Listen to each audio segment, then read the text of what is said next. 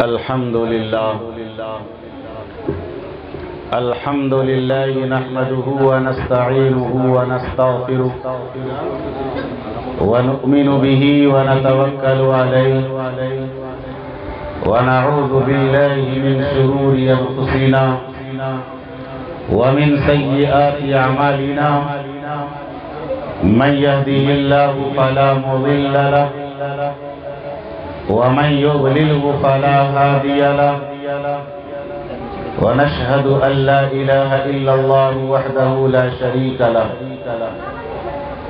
ونشهد أن سيدنا ومولانا محمدا عبده ورسوله أما بعد أعوذ بالله من الشيطان الرجيم بسم الله الرحمن الرحيم إنما يوفى الصابرون أجرهم بغير حساب وقال في موضع آخر كل نفس ذائقة الموت وقال في موضع آخر كل من عليها فان ويبقى وجه ربك ذو الجلال والإكرام صدق الله العظيم إن الله وملائكته يصلون على النبي يا أيها الذين آمنوا صلوا عليه وسلموا تسليما درود پاک پڑھ لیجیے اللہم صلی علی محمد وعلى آل محمد كما صليت على إبراهيم وعلى آل إبراهيم إنك حميد مجيد اللهم بارك على محمد وعلى آل محمد كما باركت على إبراهيم وعلى آل إبراهيم إنك حميد مجيد محترم حاضرین، قابل قدر بزرگوں، نوجوان دوستوں، عزیز بچوں، مہمانان کرام، گھروں کے اندر بیٹھی سن رہی میری پیاری مائیں اور بہنیں، آج کا یہ مختصر سا محفل ایصال ثواب جو مرحوم علی جناب محمد اختر انصاری صاحب جو اللہ کے پیارے ہو گئے ہیں، جو اپنی قبر میں آرام سے لیٹے ہوئے ہیں، انہی کے ایصال ثواب کی آج کی یہ محفل رکھی گئی ہے۔ ان کے انتقال کے دن سے لے کر آج تک ان کے نام پر جتنا بھی قرآن پڑھا گیا،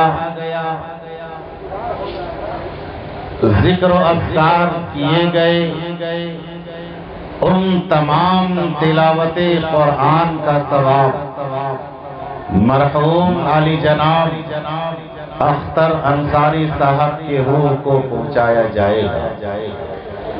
اسی کے پیش نظر آج کی یہ محفل سجائی گئی ہے۔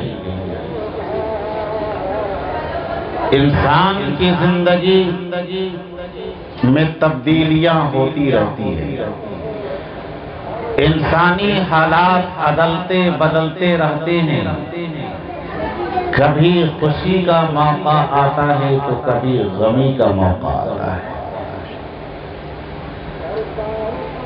اور ہر انسان خوشی اور غمی کے خلاطم میں ڈوبتا چلا جاتا ہے، اور اسی درمیان چلتے چلاتے اس کا وقت گزرتا جاتا ہے، اور وقت گزرتے گزرتے انسان گزر جاتا ہے۔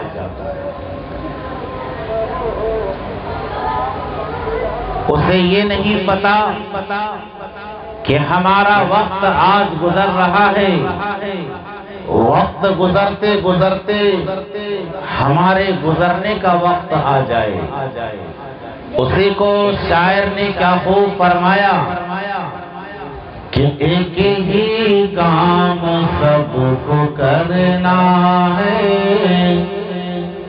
ایک ہی کام سب کو کرنا ہے، یعنی جینا ہے اور مرنا ہے، ایک ہی کام سب کو کرنا ہے، یعنی جینا ہے اور مرنا ہے، رہ گئی بات رنج و راحت کی،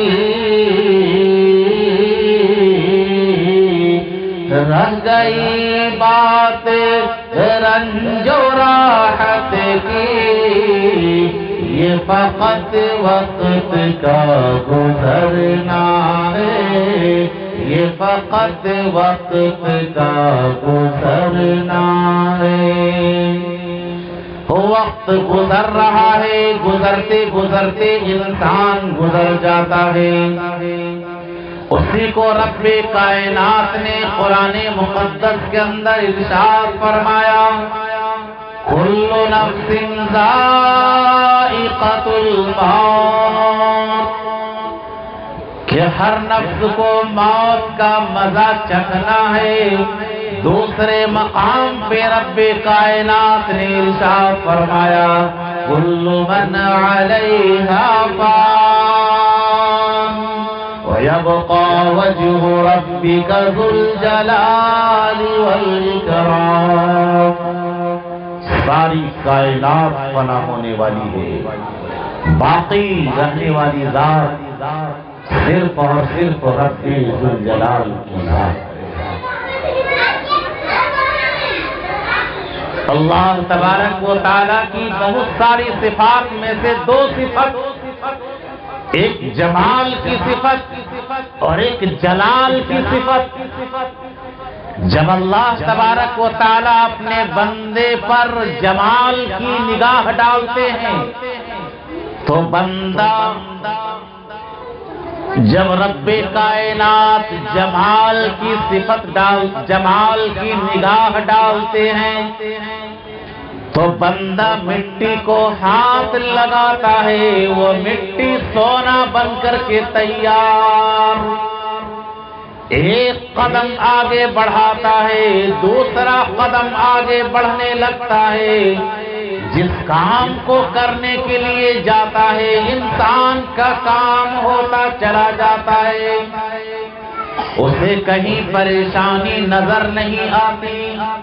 یہ ہے جمال کی صفت کہ جب اللہ تبارک و تعالی صفت جمال اپنے بندے پر ڈالتے ہیں، یعنی جمال کی نگاہ، تو بگڑتا ہوا کام بھی بننے لگتا ہے، مٹی کو سونا بنا دیا جاتا ہے، ان کے ساری پریشانیوں کو دور کر دیا جاتا ہے، اور پھر رب کائنات جب اپنے بندے پر جلال کی نگاہ ڈالتے ہیں، بنتا ہوا کام بگڑنے لگتا ہے، سونے کو ہاتھ لگاتا ہے، مٹی بن کر کے تیار، کوئی کام ہونے کو تیار نہیں، ہر طرف پریشانی پریشانی نظر آنے لگتی ہے، انسان حیران و پریشان ہو جاتا ہے کہ اب میں کیا کروں، میرا بنتا کام بگڑتا نظر آ رہا ہے۔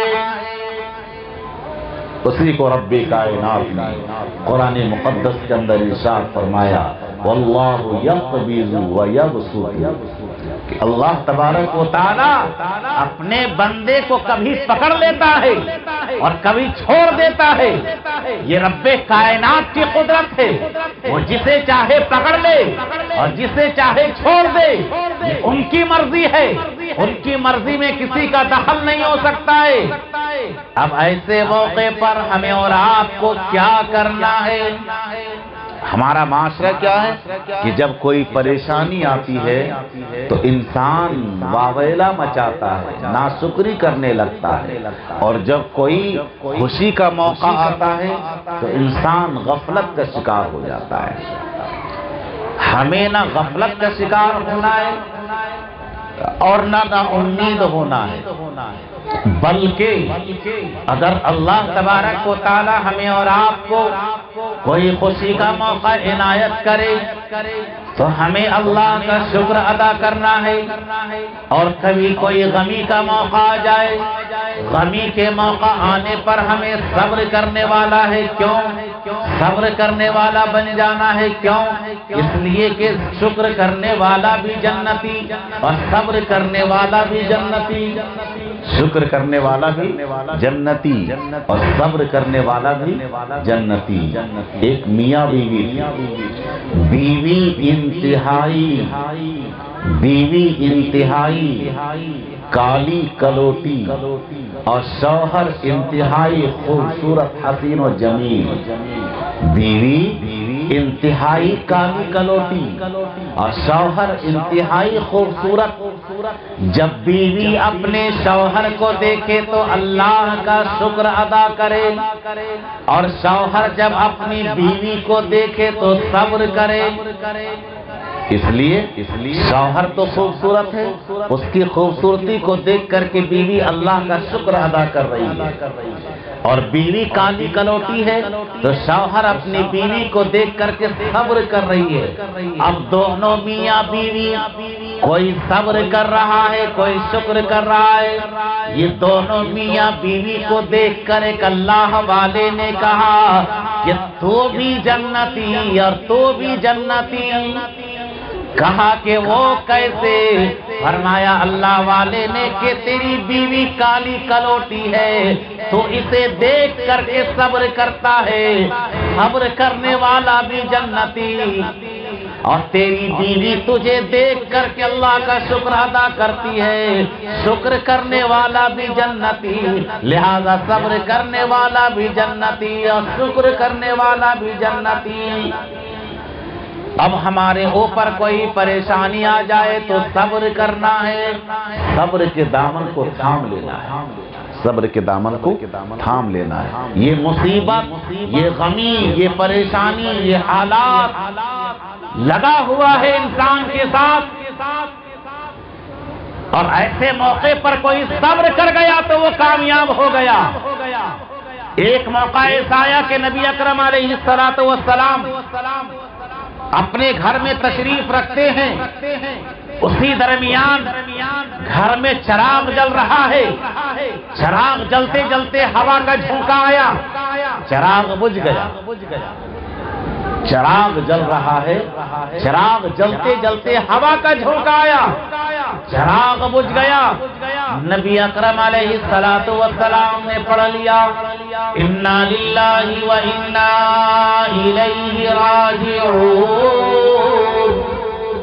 اما عائشہ رضی اللہ تعالی عنہا نے فرمایا کہ او میرے پیارے آقا، یہ آیت، یہ دعا تو کسی بڑے غم، کسی بڑی مصیبت کے وقت پڑھی جاتی ہے، لیکن آپ نے تو چراغ کے بجھ جانے پر یہ آیت کریمہ تلاوت کی۔ آپ تو اس آیت کو کسی مصیبت کے آنے پر پڑھتے تھے، کوئی بڑی مصیبت، کسی کے انتقال کی خبر پر یہ آیت پڑھی جاتی تھی، لیکن او میرے پیارے آقا، چراغ کے بجھ جانے پر آپ نے یہ آیت کریمہ کیوں تلاوت کی؟ آقا نے فرمایا کہ اے میری عائشہ، مومن کے لیے چراغ کا بجھ جانا بھی مصیبت سے خالی نہیں، مومن کے لیے چراغ کا بجھ جانا بھی مصیبت سے خالی نہیں۔ اب یہاں پہ اندازہ لگا سکتے ہیں کہ جب گھر میں چراغ بجھ جائے تو چراغ کے بجھ جانے پر انا للہ و انا الیہ راجعون پڑھا جائے۔ اب کسی کے شوہر کی زندگی کا چراغ بجھ جائے، کسی کی اولاد کی زندگی کا چراغ بجھ جائے، کسی کے باپ کی زندگی کا چراغ بجھ جائے، کسی کی ماں کی زندگی کا چراغ بجھ جائے تو کیا پڑھنا چاہیے؟ قرآن گواہی دیتا ہے الذین اذا اصابتهم مصیبہ قالوا انا للہ وانا الیہ راجعون، کہ جب تمہیں کوئی مصیبت آ جائے، مصیبت پہنچ جائے تو پڑھ لو، کہہ دو انا للہ وانا الیہ راجعون، کہ بے شک ہم اللہ کے لیے ہیں اور اللہ ہی کی طرف جانے والے ہیں۔ ساری کائنات اللہ کی ہے، ساری مخلوقات اللہ کی ہے، اسی کو فرمایا کہ انا للہ وانا الیہ راجعون، کہ بے شک ہم اللہ کے لیے ہیں اور اللہ ہی کی طرف لوٹ کر کے جانے والے۔ علی جناب اختر انصاری صاحب مہینوں بیمار رہے، مہینوں بیمار رہے اور اپنی بیماری میں ڈوبتے چلے گئے، ڈوبتے چلے گئے۔ اب ایسے موقع پر کوئی صبر کرتا ہے، اپنی بیماری میں ڈوب کر صبر کرتا ہے تو سرور کونین امام کائنات علیہ السلام نے ارشاد فرمایا کہ کوئی اپنی بیماری میں ڈوب جائے اور ڈوب جانے کے بعد صبر کرے اور اسی صبر کرتے کرتے دنیا سے چلا جائے، وہ گناہوں سے ایسا پاک ہو جاتا ہے جیسا کہ آج اپنی ماں کے پیٹ سے پیدا ہوا ہے۔ سبحان اللہ۔ ایک موقع ایسا آیا، نبی اکرم علیہ السلام نے ارشاد فرمایا کہ جب کوئی بیماری کے عالم میں ڈوب جائے اور بستر پہ پڑا کراہتا رہے تکلیف سے، ہم لوگ بیماری میں ڈوبتے ہیں تو کراہتے ہاں ہوں کرتے رہتے ہیں، تو اللہ کے لاڈلے نبی نے فرمایا کہ کوئی بیماری میں جب کراہتا ہے، اس کراہنے کی وجہ سے ہر کراہنے پر سبحان اللہ کہنے کے برابر ثواب ملتا ہے۔ سبحان اللہ کہہ لیجیے، ایک سبحان اللہ۔ حضرت سلیمان علیہ السلام کی بادشاہت کل قیامت کے دن کوئی حیثیت نہیں رکھتی ہے، لیکن اگر کوئی اخلاص کے ساتھ ایک بار سبحان اللہ کہہ دے، انسان کے لیے ذریعہ آخرت اور نجات آخرت کا ذریعہ، نجات کا ذریعہ بن سکتا ہے۔ ایک بار سبحان اللہ۔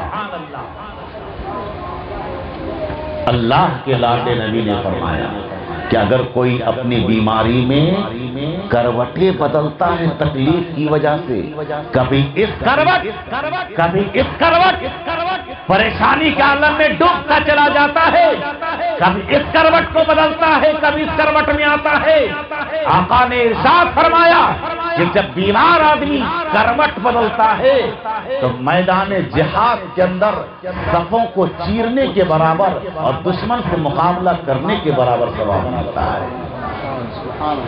اور اگر کوئی بیماری کے عالم میں کوئی مریض سانس لیتا ہے، لمبی لمبی سانسیں لیتا ہے، اپنی تکلیف کی وجہ سے لمبی لمبی سانسیں لیتا ہے، آقا کائنات نے ارشاد فرمایا کہ سانس لینے کی وجہ سے اسے اللہ کی راہ میں صدقہ کرنے کے برابر ثواب ملتا ہے، اللہ کے راہ میں صدقہ کرنے کے برابر ثواب ملتا ہے۔ اور آگے فرمایا آقا کریم علیہ السلام نے اگر کوئی بیماری میں ہے اور بیماری کی حالت میں لا الہ الا انت سبحانک انی کنت من الظالمین، اس آیت کریمہ کو پڑھتا رہے 40 مرتبہ روزانہ، کوئی بیماری میں پڑا ہوا ہے اور اس آیت کریمہ کو روزانہ 40 بار پڑھتا ہے، اللہ کے لاڈلے نبی نے ارشاد فرمایا کہ اس آیت کریمہ کو 40 بار کوئی پڑھتا ہے اور ان کا انتقال ہو جاتا ہے تو کل قیامت کے دن وہ شہیدوں کے لائن میں کھڑا کیا جائے گا۔ اور اگر اس آیت کریمہ کو پڑھتے پڑھتے وہ اپنی بیماری سے شفا یاب ہو گیا تو آقا نے فرمایا وہ گناہوں سے ایسا پاک ہو جاتا ہے جیسا کہ آج اپنی ماں کے پیٹ سے پیدا ہوا ہے۔ دوسرے دوستو، یہ بیماری بھی ایک اللہ کی نعمت ہے. جس طریقے سے صحت اللہ کی نعمت، بیماری بھی اللہ کی نعمت. آپ نے حضرت ایوب علیہ السلام کا نام سنا ہوگا. نام سنے ہیں نا؟ فرشتے کا نام ہے. کن کا نام ہے؟ ایوب علیہ السلام. نبی کا نام. کن کا نام ہے؟ نبی کا نام. ان کے اوپر بیماری آئی. شیطان نے اللہ تبارک و تعالیٰ سے کہا، اے میرے رب، ایوب تیری عبادت کیوں نہ کرے؟ تو نے تو اسے مال دیا، تو نے اسے دولت دی، اولاد دیا، زمین جائیداد دیا، دولت کے خزانے دیے، وہ تیری عبادت کیوں نہ کرے؟ اللہ تبارک و تعالیٰ نے حضرت ایوب علیہ السلام کی اولاد کو چھین لیا، ان کی اولاد کو ختم کر دیا. ساری اولاد مر گئی بیماری میں ڈوب کر کے. ایک بیماری آئی، ان کی ساری اولاد ختم ہو گئی. اور ایسی آگ لگی کہ سارے کھیت کھلیان، ساری دولت ختم ہو گئی.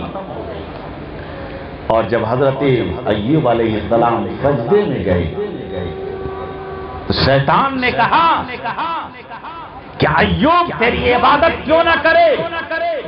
مال چلا گیا کوئی بات نہیں، دولت چلی گئی کوئی بات نہیں، خزانے ختم ہو گئے کوئی بات نہیں، اولاد ختم ہو گئی کوئی بات نہیں، لیکن ایوب کی صحت تو ہے، ان کی صحت تو ہے.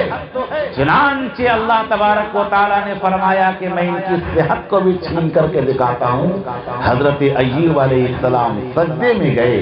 شیطان نے حضرت ایوب علیہ السلام کے ناک میں ایک ایسی پھونک ماری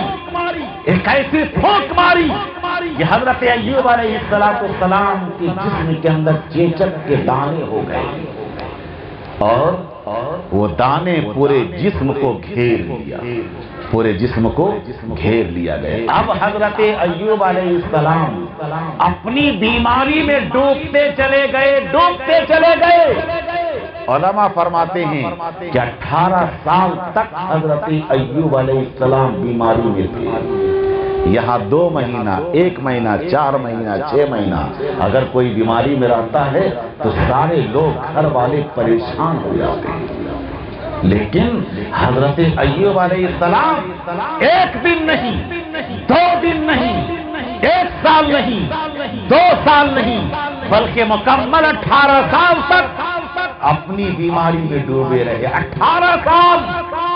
اس 18 سال کے اندر حضرت ایوب علیہ السلام نے رب کائنات سے فرمایا کہ اے میرے رب، تو جتنا بیماری میں ڈالنا ہے ڈال لے، لیکن میری زبان کو اور میری آنکھ کو محفوظ رکھنا. کیوں؟ اس لیے کہ میں اس آنکھ سے اپنی بیوی کو دیکھتا رہوں تاکہ میری بیوی کو کوئی نقصان نہ پہنچا جائے. اور اس زبان کو محفوظ رکھنا کیوں؟ اس لیے کہ میں اس زبان سے تیرا ذکر کر سکوں، اس زبان سے میں تیرا ذکر کر سکوں. جسم کے اعضاء گلنے لگے حضرت ایوب علیہ السلام کے. ان کے جسم کے اندر کیڑے رینگنے لگے. ان کے جسم کے اندر کیڑے رینگنے لگے. جب کیڑے رینگتے رینگتے زمین پر گرنے لگتے، اس کیڑے کو اٹھا کر کے حضرت ایوب علیہ السلام پھر اپنے جسم پر رکھتے اور کہتے کہ تو کہاں جاتا ہے؟ تیری غذا تو خدا نے میرا جسم بنایا ہے، تیری غذا تو خدا نے میرا جسم بنایا ہے. اور پھر کیڑے کو زمین سے اٹھا کر کے اپنے بدن پہ رکھ لیتے، لیکن کبھی اللہ کی ناشکری نہیں کی. ہمیشہ اس بیماری میں صبر کرتے رہے. ایک دن ایسا آیا، اب دیکھیے یہ بیماری میں ڈوب گئے، اپنی جھونپڑی میں رہنے لگے. بیوی ہو تو حضرت رحمت کی طرح. یہ حضرت رحمت کون ہے؟ حضرت ایوب علیہ السلام کی بیوی ہیں اور حضرت یوسف علیہ السلام کی پڑ پوتی ہیں. آپ کو پتا ہے کہ حضرت یوسف علیہ السلام کتنے خوبصورت تھے؟ جب حضرت یوسف علیہ السلام دادا اتنے خوبصورت تھے تو پوتی کتنی خوبصورت ہوگی؟ علماء فرماتے ہیں کہ اس وقت پوری کائنات میں حضرت ایوب علیہ السلام کی بیوی حضرت رحمت سے زیادہ کوئی خوبصورت نہیں تھا. اتنی خوبصورت بیوی اتنی خوبصورت بیوی آج کے ہمارے معاشرے کی بیویاں ہوتی اپنے شوہر کو چھوڑ کر کے بھاگ جاتی اور کہتی تم جانو تیرا کام جانے تیری بیماری جانے، ہم نہیں کر پائیں گے اتنا کام آپ کے لیے۔ آج کی ہمارے دھنباد میں ایک واقعہ ہوا، ایک ہمارے بالکل جاننے والے نوجوان، ان کا بدن پورا سوج گیا، بیماری میں ڈوب گئے وہ نوجوان۔ اس بیماری میں جب ڈوبا وہ نوجوان تو ان کی اہلیہ محترمہ اپنے شوہر کو چھوڑ کر کے میکے چلی گئی۔ میں اس نوجوان کو دیکھتا ہوں ہر 10-5 دن میں، بیوی چھوڑ کر کے میکے چلی گئی اور کہا کہ تو بھی سمجھ گیا کہ اب میرا شوہر دنیا سے جانے والا ہے، اس لیے کہ ایسی بیماری تھی، پورا بدن سوج گیا اور کڈنی کے اندر انفیکشن آیا اور موت نظر آنے لگی، بیوی چھوڑ کر کے چلی گئی۔ کب پھر بیوی آئی؟ جب بیچارہ علاج کرتے کرتے جب اس کی صحت ہو گئی تب بیوی پھر جا کر کے میکے آئی۔ ایسی اسے بیوی نہیں کہتے، ارے بیوی کا مقام دیکھنا ہو، بیوی کی خدمت دیکھنی ہو تو حضرت ایوب علیہ السلام کی بیوی حضرت رحمت کو دیکھا جائے کہ اپنے شوہر کو ایک جھونپڑی میں پڑے پڑے چھوڑ دیتے ہیں اور چھوڑ کر کے اپنے شوہر حضرت ایوب علیہ السلام کے لیے در بدر بھٹک بھٹک کر کے روٹی کا ٹکڑا تلاش کر کے لاتی ہیں اور پانی میں بھیگو بھیگو کر کے اپنے شوہر کو کھلاتی ہیں، اپنے شوہر کو کھلاتی ہیں۔ ایک موقع ایسا آیا، ایک قبیلے میں، ایک محلے میں، ایک علاقے میں گئے تو وہاں کے لوگوں نے کہا کہ ارے اسے ہٹاؤ، یہ ایوب کی بیوی ہے، اس لیے کہ ایوب بیماری میں ڈوبا ہے، ہو سکتا ہے وہ بیماری اسے بھی لگ گئی ہو اور اس کی وجہ سے یہ بیماری ہمارے محلے میں آ جائے، لہذا اسے کھانا مت دو، کچھ مت دو۔ حضرت ایوب علیہ السلام کی بیوی کو وہاں سے دھکے دے کر کے ہٹا دیا گیا۔ ایک موقع ایسا آیا کہ حضرت ایوب علیہ السلام کی بیوی حضرت رحمت جب آئی ہیں دروازے پر تو کیا دیکھتی ہیں کہ دروازہ کھلا ہے، اپنے شوہر کی جھونپڑی کا دروازہ کھلا ہے، اور اس سے پہلے حضرت ایوب علیہ السلام نے دعا مانگی۔ کیا دعا مانگی تھی؟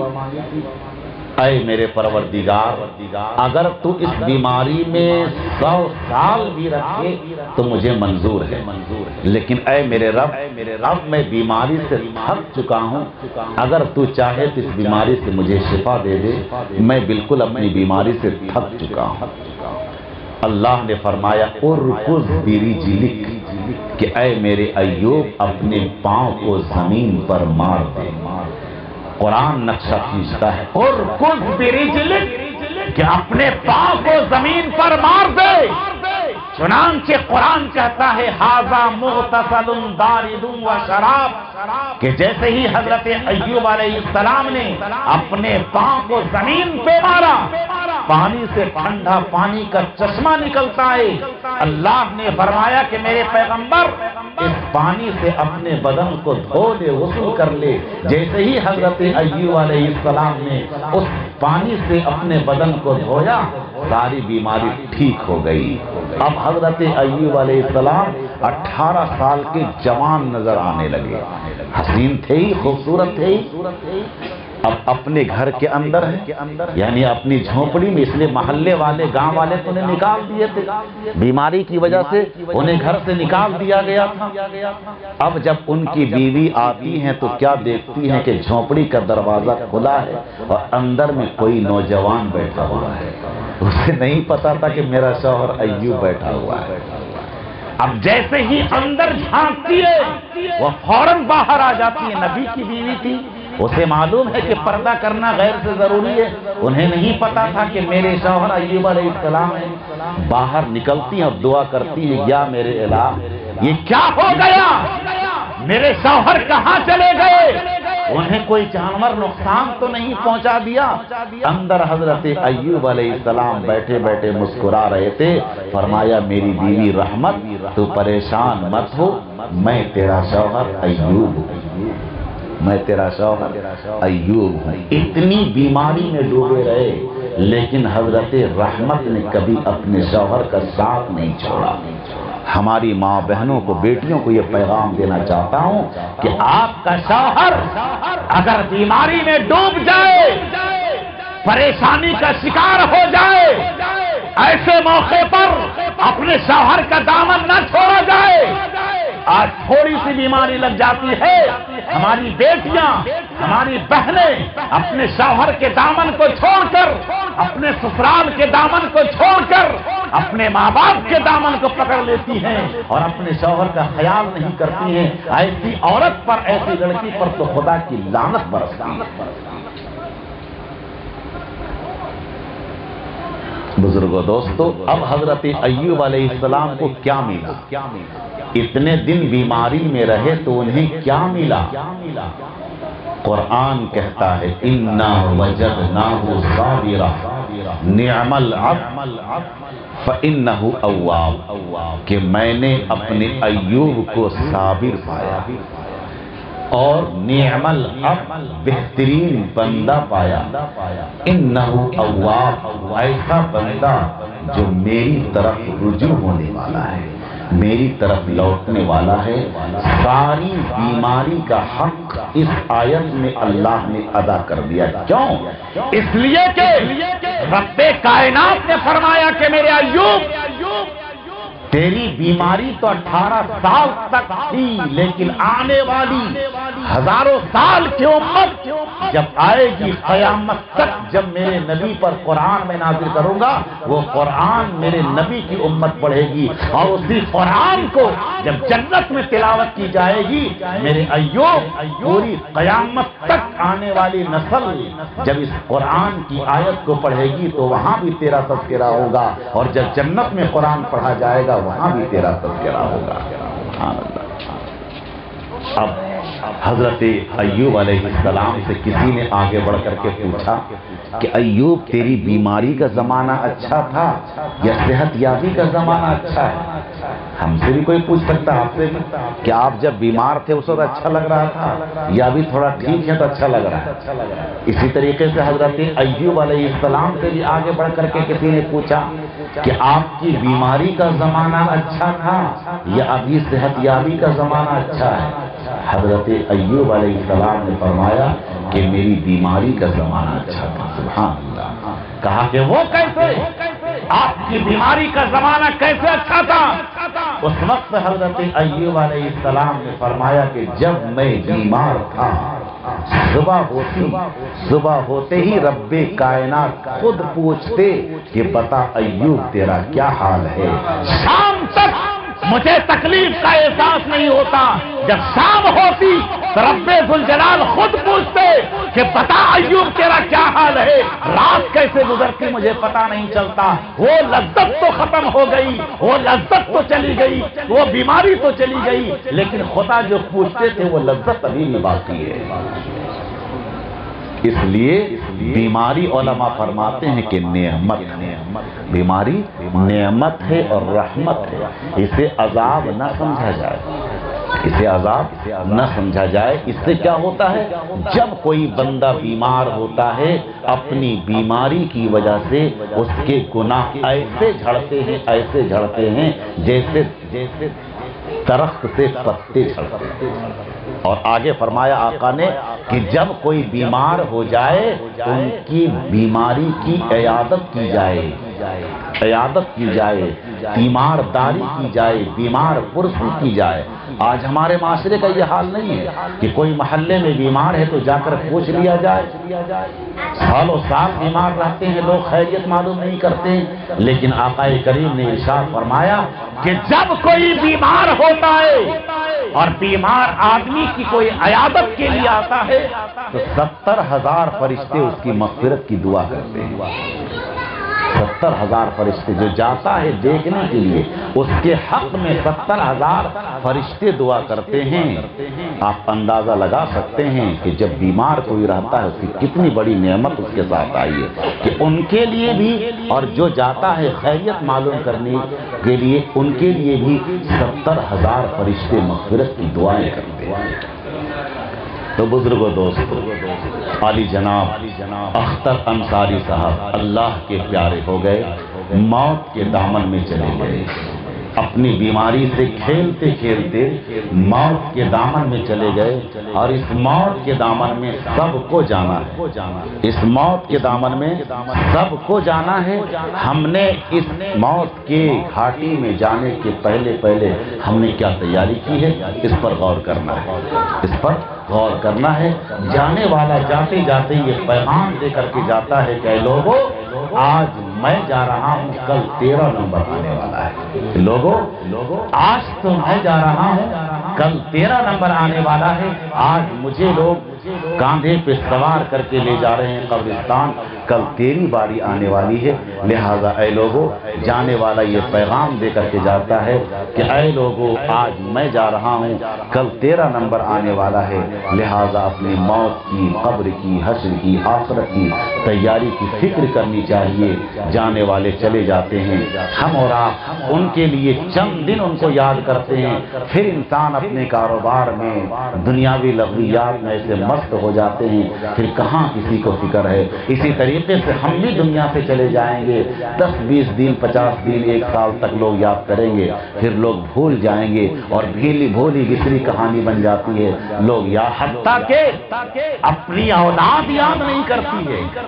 آج ہمارے معاشرے کا کیا حال ہے کہ 40 دن تک اپنے ماں باپ کے قبر پر لوگ خوب جائیں گے، اس کے بعد ختم، سلسلہ ختم۔ کیا 40 ہی دن تک حق تھا کہ ماں باپ کے قبر پہ جایا جائے، ان کے حق میں دعا کی جائے؟ ماں باپ نے ہمارے لیے کیا نہیں کیا؟ باپ کا مقام تو اللہ کے لاڈلے نبی نے یہاں تک کہ ارشاد فرمایا کہ باپ جنت کا دروازہ ہے، ماں کے قدموں کے نیچے جنت ہے، باپ جنت کا دروازہ ہے۔ ایک صحابی تشریف لائے اور فرمایا کہ میرے پیارے آقا، میں نے منت مانی ہے کہ اگر میرا فلاں کام ہو جائے گا تو میں جنت کے دروازے کو چنوں گا، لیکن ابھی میرا انتقال نہیں ہوا ہے، میرا انتقال کب ہوگا اور پتہ نہیں میں پہلی ٹرپ میں جنت جاؤں گا یا کب جاؤں گا، لیکن میرے دل کی تمنا ہے کہ میں جنت کے دروازے کو چھوؤں۔ آقا نے فرمایا کہ میرے پیارے صحابی، کیا تیرے ابا موجود ہیں؟ کیا تیرے ابا موجود ہیں؟ صحابی رسول نے فرمایا کہ جی یا رسول اللہ، میرے ابا موجود ہیں۔ آقا نے فرمایا کہ جا اپنے باپ کی پیشانی چوم لے، جا اپنے باپ کی پیشانی چوم لے، جنت کا دروازہ چوم لے گا۔ جا اپنے باپ کی پیشانی چوم لے، جنت کا دروازہ چوم لے گا۔ اسی کو اللہ کے لاڈلے نبی نے فرمایا کہ ماں کے قدموں کے نیچے جنت ہے۔ اگر کوئی جنت کو چومنا چاہے تو ماں کے قدم کو چوم لے، جنت کی چوکھٹ کو چوم لے گا۔ بزرگوں، دوستو، ہم سب اپنے ماں باپ کی خدمت کریں۔ بہت بڑی دولت ہوتی ہے ماں باپ۔ جن کے ماں باپ دنیا سے چلے جاتے ہیں، آپ ان سے معلوم کیجئے، ساری دولتیں ہونے کے باوجود بھی وہ اپنے آپ کو بے سہارا محسوس کرتا ہے۔ جن جن کے ماں باپ دنیا میں موجود ہیں، رب کائنات سے دعا ہے کہ رب ذوالجلال ان سب کے ماں باپ کا سایہ تا دیر قائم فرما، اور جن کے ماں باپ دنیا سے جا چکے ہیں ان سب کے قبروں کو نور سے منور فرما۔ جو باتیں کہی گئی، سنی گئی، اس پر ہم سب کو عمل کرنے کی توفیق عطا فرما۔ آمین۔ وآخر دعوانا ان الحمدللہ رب العالمین۔